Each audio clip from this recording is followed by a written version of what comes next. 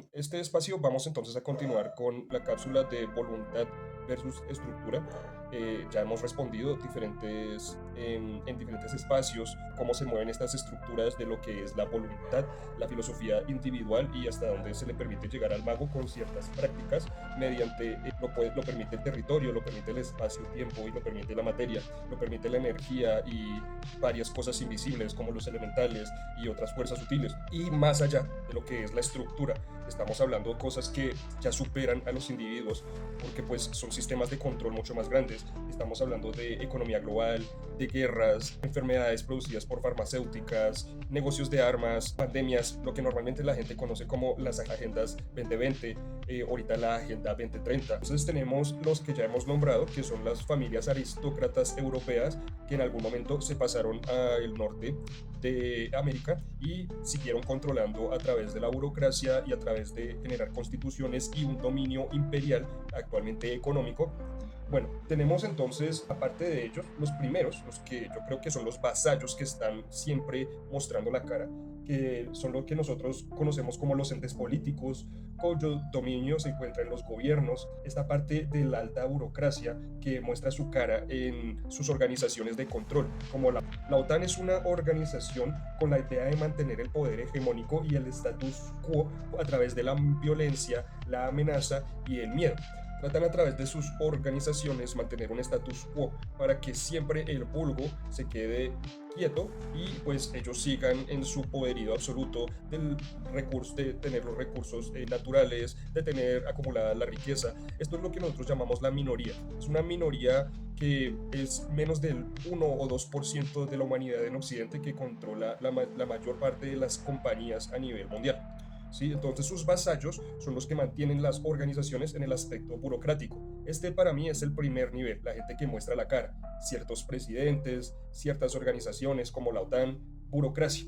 Tenemos la segunda, que son los banqueros, los dueños de las farmacéuticas, la tecnología y el negocio de las armas. Esta gente ya tiene ya apellidos que nosotros conocemos, no es necesario dar un poco en el tema, ya que su negocio tiene que influir siempre constantemente en el público. Lo que estoy diciendo de que la enfermedad ellos no van a, por más de que tengan la cura del cáncer, que de hecho la hay. La mayoría de las enfermedades que el ser humano tiene a través de medios naturales sabemos que se pueden curar. Sin embargo, las farmacéuticas no quieren esto. Ellos quieren una persona que les pague un tratamiento durante 10 años, ¿sí? De alguna enfermedad terminal, en vez de ellos querer curársela, porque para ellos significa ganancia. Lo mismo los vendedores de armas, los mismos de la tecnología. Tenemos entonces el tercer nivel, lo que venimos hablando de estas familias están detrás del telón. La mayoría se encuentran en Europa y sus apellidos vienen ya desde hace mucho tiempo. Pero ¿quiénes son estas familias? Bueno, déjame te cuento un secreto. Todas estas familias en Europa vienen de un ancestro en común. Voy aquí a colocar un video de mis amigos de Revelando el Velo, que lo pueden explicar un poco más fácil. La mayoría de las líneas de sangre aristocráticas modernas, me animaría a decir alrededor de un 90%, descienden de un antepasado común, Guillermo de Tolosa, del siglo VIII. Guillermo era primo de Carlomagno. Resulta que el padre de Guillermo no fue otro que el rabino Maquir. Maquir fue uno de los exilarcas. Para quien no lo sepa, exilarca era el título que se le daba al líder de la comunidad hebrea de Babilonia a partir de la destrucción del reino de Judá, o sea, del pueblo hebreo exiliado. Este título se le daba solo a individuos pertenecientes a la casa de David, y dentro de esto solo a los que tenían posibilidad como reclamantes al trono davídico. Maquir gobernó a los judíos en Bagdad y se exilió en Francia, más precisamente en Narbona, luego de una disputa de sucesión. Allí en Narbona tomó el nombre de Teodorico y se casó con Alda, nada menos que la hija del fundador de la dinastía carolingia, Carlos Martel, y tía de Carlomagno. De todas maneras, voy a dejar aquí el video colgado para que lo puedan analizar un poco más, ya que pues explica un poco mejor lo que hablamos el día de hoy. A través de la Iglesia Católica, ellos, colocando papas a su antojo, lograron controlar la espiritualidad del pueblo mientras se protegían en sus intereses feudales, tales como la familia Ficini, cuya influencia en el mundo y el esoterismo es amplia, no solo por la cantidad de textos que tradujeron del antiguo griego, revelándoles ciertas verdades que estuvieron ocultas por mucho tiempo, tanto en griego como en antiguo egipcio. de los cuales pues ellos supieron utilizar muy bien. También sus escribas, entre esos tenemos la escuela de Florencia y personajes que estudiaron ahí y ayudaron a traducir muchos textos también de Oriente, como el reconocido Da Vinci, marcaron un paso histórico en Europa en lo que viene a ser el Renacimiento. Entonces decimos que estas familias de poder moldearon Europa a través del Vaticano. La iglesia fue su arma y su máscara. Financiaban cruzadas, dictaron ciertos dogmas, aprobaron quienes podían llegar a la nobleza y quienes no. Este linaje se proclamó en su momento como la línea sagrada del Santo Grial y descendientes de Cristo.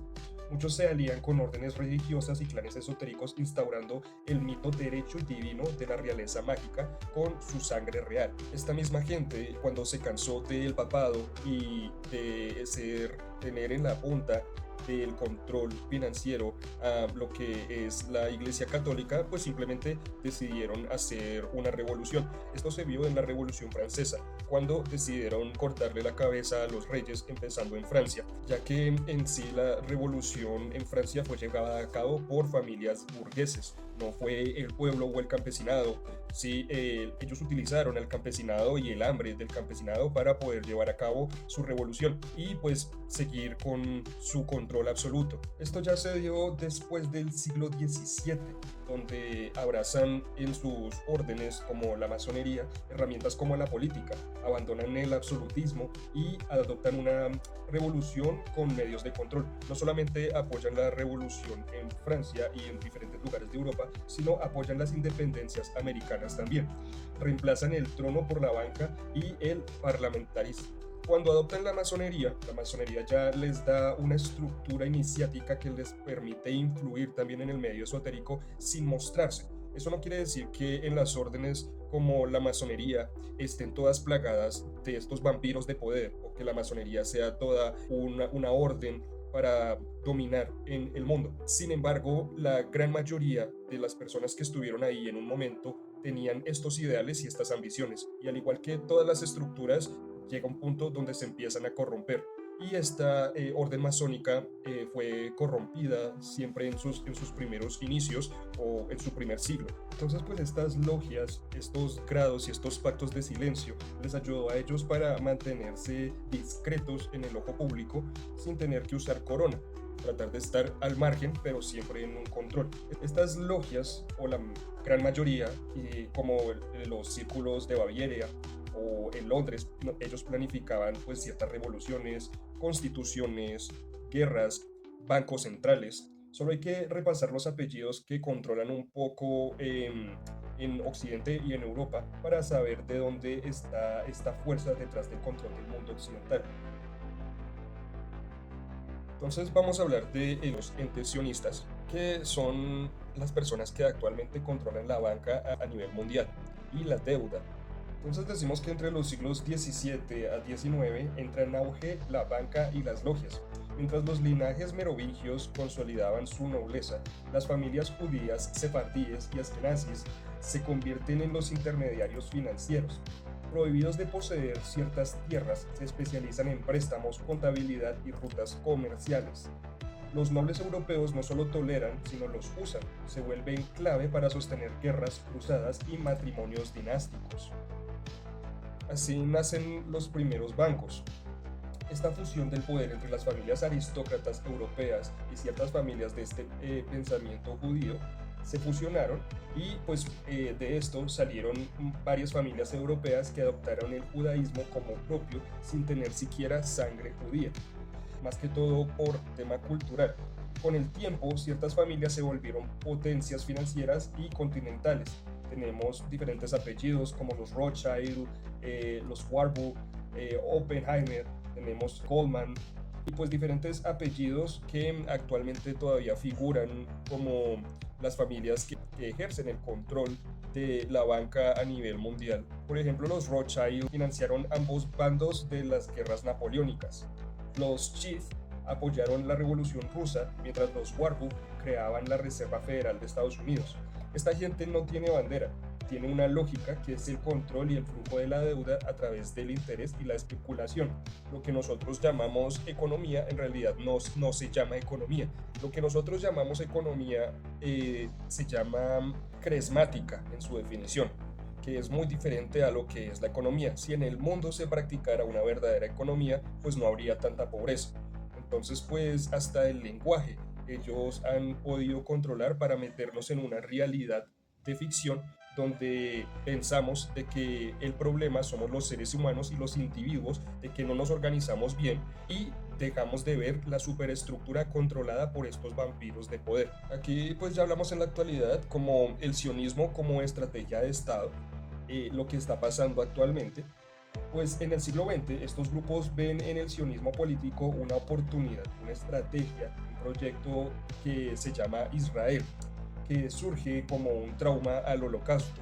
En realidad utilizaron el miedo a los judíos del pueblo, a los judíos de a pie, estas familias, para generar en sí lo que es un sentimiento nacionalista frente a una tierra que no les pertenecía, pero bajo su historia y su religión podían encontrar ahí un gancho para poder meterse directamente en Asia.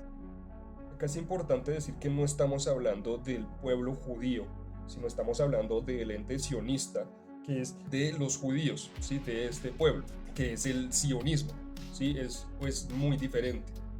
Entonces decimos que ellos utilizaron este tema como una coartada que les dio por fin la oportunidad de meterse en Asia, donde ellos no se habían podido meter anteriormente. La gente no sabe que no se necesita visa estadounidense o Israel para pasar de uno al otro país si se nació en alguno de estos o si usted tiene la nacionalidad de alguno de estos, ya que prácticamente Israel es considerado una parte extra de Estados Unidos. En muchos aspectos geopolíticos es así, por más de que la gente lo niegue. Ahora, ¿quién controla a quién? Esto es muy importante, porque organizaciones como la AIPAC, que financian la mayoría de los políticos que actualmente se encuentran tanto en el área republicana y el área demócrata de Estados Unidos en el Parlamento, la gran mayoría de estos dos bandos es financiado por el AIPAC y el AIPAC es netamente judío.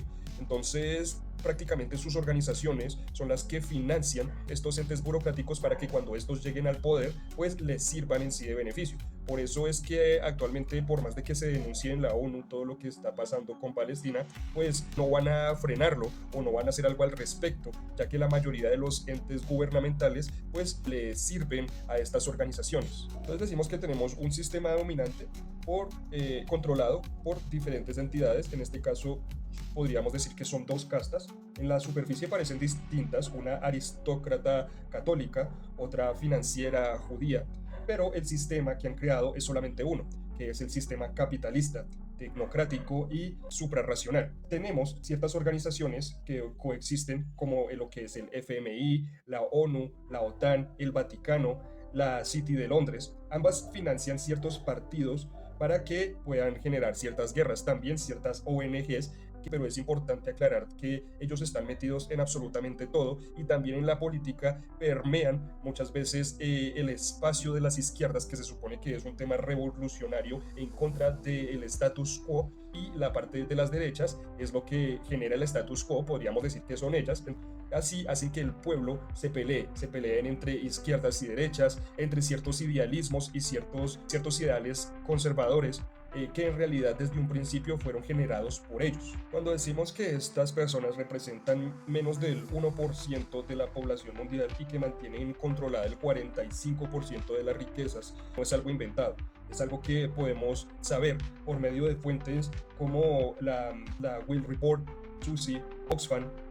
Sabemos que más de 26 familias, en promedio entre 26 y 30 familias, tienen el equivalente a 4.6 billones de personas, las riquezas de 4.6 billones de personas. Esto es una fuente de Oxfam que se tomó en el 2020. Esto incluye a clanes como los Walton, que controlan Walmart en Estados Unidos, los Koch Rothschild y algunas familias dinásticas banqueras suizas, británicas y neoyorquinas. Decimos entonces que estas personas crearon lo que actualmente rige en Occidente, que se llama el capitalismo, que no es un capitalismo natural, como decimos, es cresmática, no es economía, sino es cresmática. La definición de cresmática es el beneficio de la materia por el individuo para el individuo, no como una distribución verdadera de la economía. Lo que ellos llaman los países tercermundistas en realidad son colonias de ellos. Lo que nosotros vendríamos a hacer aquí serían los feudos de estas personas, como un tecnofeudalismo actualmente. Entonces, pues acá terminamos. Espero que les haya quedado claro quiénes controlan por medio de la superestructura lo que es la voluntad de la mayoría de los individuos a nivel mundial, quienes controlan la Matrix y ejercen un dominio. Entonces, pues yo lo dejo por aquí. Que tengan un muy buen día.